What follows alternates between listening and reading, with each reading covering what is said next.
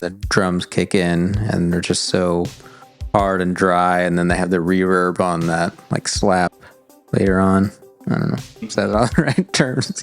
Yeah, no, you know, you did. You're that smiling was all, like oh no, I was just because you nailed it all. Sweet. That was all correct. You're learning. Welcome back to After the Midnight, everybody. This week we're covering the bonus track off of Endless Summer, Bend.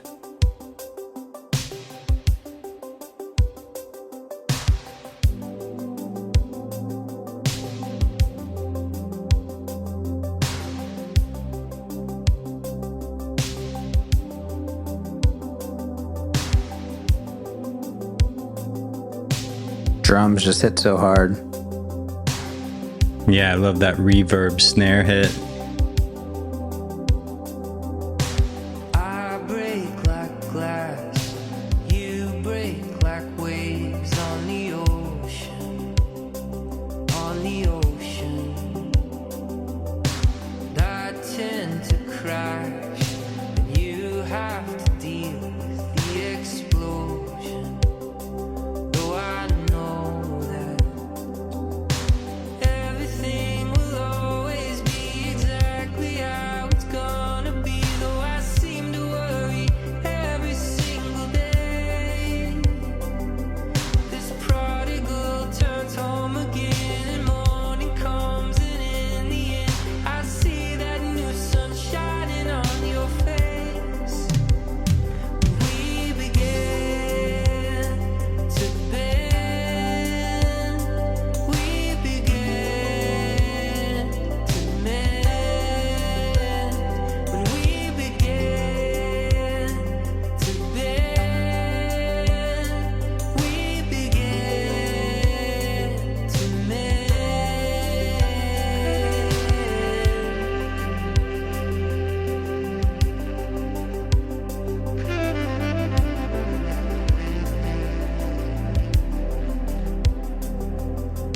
I sink like stone, you seem to float above the madness, like wings on canvas. And all that I know is that I hear the notes through the darkness, like a promise. Everything will always be exactly how it's gonna be. Though I seem to worry every single day. This prodigal turns home again, and morning comes, and in the end I see that new sun shining on your face. We began to bend. I love the way it kicks into the chorus. When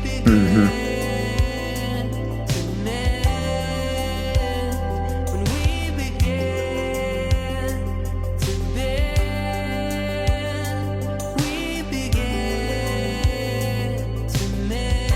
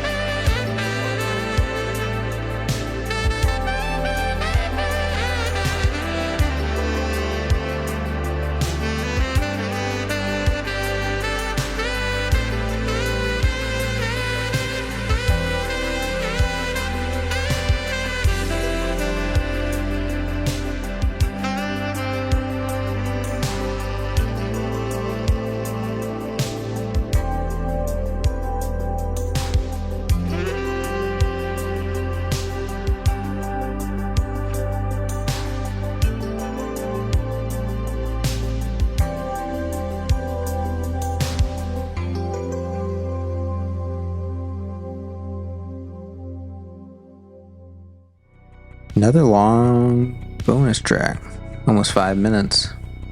The saxophone solo. Such a smooth sax. Again, like Comet. Also a tenor sax. Yeah. I'm not sure what strikes me as different on this song in terms of sound, because I feel it sounds a little bit different than what we get on this album, and just in general, almost, for lack of a better word, more 80s. Like it sounds like a Folgers commercial or like hold music or something like that, in the best way. I don't mean that in like a bad way, but it's just got that real smooth jazz, like easy listening, you know. Not a whole lot of background on when this song was initially recorded. The Midnight had initially released it for some fans on a vinyl pressing, actually, so it was kind of like a well-kept secret, and then it ended up leaking online, and then they released it for the 5th anniversary of Endless Summer. Yeah, that vinyl was interesting because it was vocals only. There wasn't the instrumental tracks on it. Really? It couldn't fit it all, so it was just okay. Select few songs, but then they had room for a bend, so it was kind of interesting that they omitted some actual tracks but put the bonus track on there. I first heard this actually on a YouTube rip from that LP, I'm guessing. So I used to rock this all the time, and I was so happy whenever this came out on Spotify, on other streaming services, so I could actually hear a good quality version, put it in my playlist. Yeah, I was super late to it. I mean, you had showed me that online, and I listened to it a few times, and I always loved it. But I don't know, part of me didn't feel right listening to it or something, you know? I was equally as excited to hear that was coming on the 5th anniversary. I think that was expected, and Comet was kind of the surprise, you know. So we got to chat with Tyler a little bit on the origins of Bend and find out where the song came from, and a little sneak peek into how the writing process went as well. So the verses were written. I have a folk acoustic kind of recording of me singing the verses and the chorus in a different kind of sonic universe, and I just brought that to our co-write for that day, and Tim put some Tim chords on top of it, and really the track that we released was a demo from that day. We got far enough along that we decided that we liked it. It was a cool song, but it didn't really feel like the Midnight in the way the Midnight was shaping up for the first 2 records. So it was just it was one of those things that we tried and left where it was. And sadly, I never kind of picked it back up in solo acoustic world and fleshed it out beyond that. But maybe one day I will. I've got a few solo acoustic shows this summer, and I might brush that off, especially as I'm trying to integrate the modular synths as my backing band. Yeah, it'd be really interesting to hear his solo acoustic version if he ever gets around to it. the fact that they actually demoed that out in one day, left it as is, and didn't really touch it after that. Really cool to know that. I'd reach out to Thomas about this song to see if he remembered doing the saxophone, and he really couldn't place whenever he had recorded this. I'd love to hear, what Tim had at that point for him. Did he just freestyle? I mean, how did that go sonically? It definitely has some elements that we hear on Endless Summer. Like you can hear zebra plucks in there, and those are really prominent throughout Endless Summer. And then just those dry, punchy drums, I feel like we hear on some stuff there too. I really feel like it sits in its own world in terms of production, and it's one of those more laid back tracks. For sure. I love the start of the song. I don't know, something about it just like pulls you in right away. Those synths right at the beginning, and then the drums kick in, and they're just so hard and dry, and then they have the reverb on that like slap later on. Yeah, I agree. I love that big reverb hit, and that sound also gets me in the beginning too. And what's cool is that's an arpeggiator, but it just sounds so different than your typical arpeggiator. And then even like Tyler said, Tim laid some Tim chords. Like when those come in, it's just also it's so soothing and relaxing. Somebody mentioned on Twitter that the opening lines were their favorite part of the song, and I have to agree. I mean, just a great way to come into the song. I break like glass, you break like waves in the ocean. It's such an interesting way to phrase this, and to imagine this. And then to take that to the chorus and think about we begin to bend, we begin to mend. This is very much the story of just how in a relationship,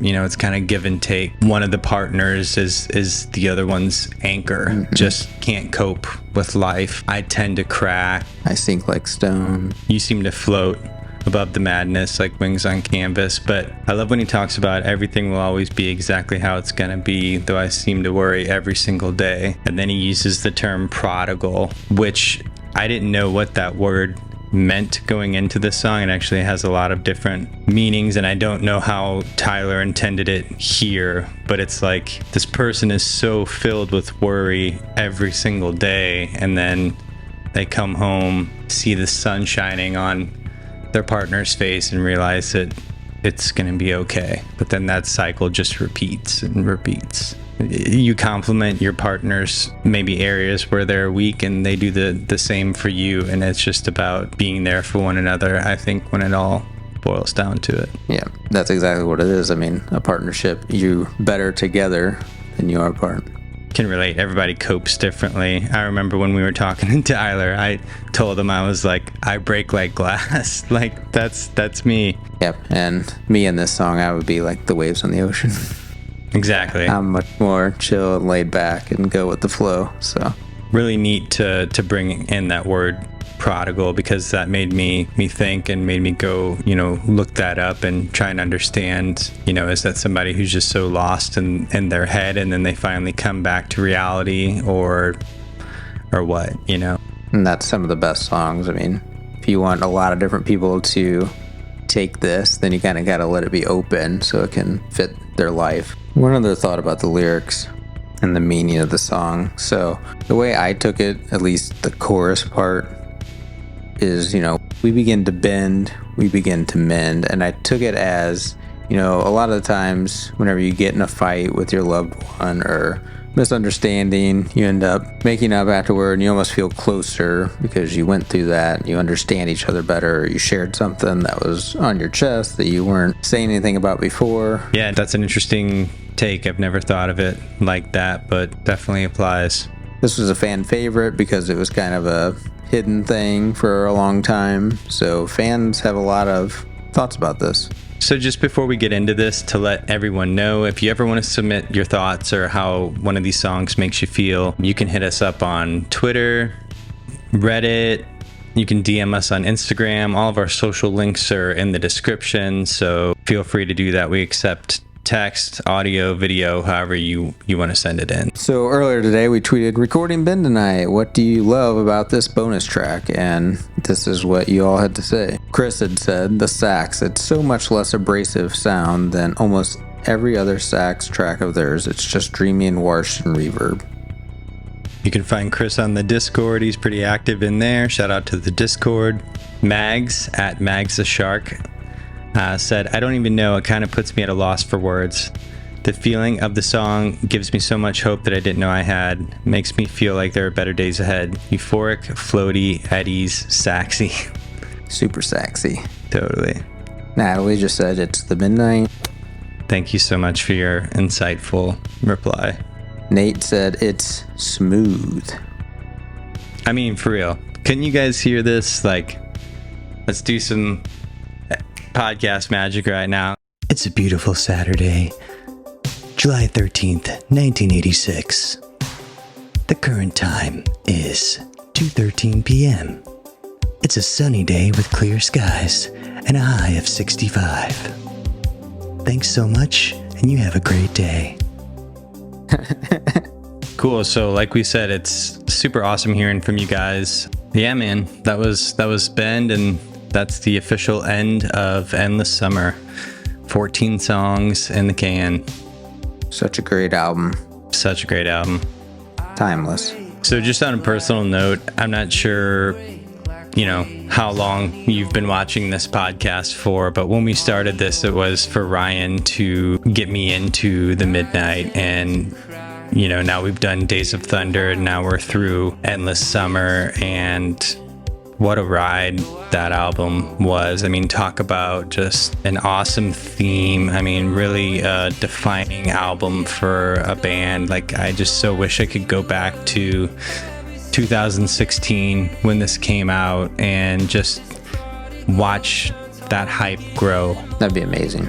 Just to be able to see how it transformed things for these guys. You know, I mean, after this, there was, you know, started to be a demand for live shows and things like that. They had to figure out, I mean, it was just, I think it changed the whole trajectory of the band to, this is a thing, you know, this is our career. This is, people care about these songs, and there's a theme here, and they definitely continue to run with that as we get into, you know, their later albums. So yeah,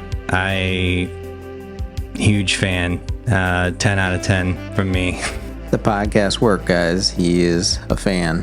He was already a fan on episode 1, but now he's more of a fan. It's just these, I mean, the way we do this podcast, it really makes you dig into that song. So it's like you walk away from each song with a whole new appreciation for it. And now to be done with an album, like, I'm getting emotional over here for real. Like, it's, you know, it's a masterpiece, and I'm just really glad we got to experience it with you guys. So I hope you guys also found new things along the way. Special thanks to the fans as well for always sending their thoughts in. Next up, we have one more kind of in-between song, Sometimes She Smiles. And then after that, getting into Nocturnal. And Nocturnal, I think that's your favorite album. Yeah, I would say that's probably overall my favorite. It's definitely the project that got me into the band. So I'm really looking forward to going through that. So yeah, guys, as always, we really appreciate you watching, and we will catch you in the next one. Yep. Peace. Later.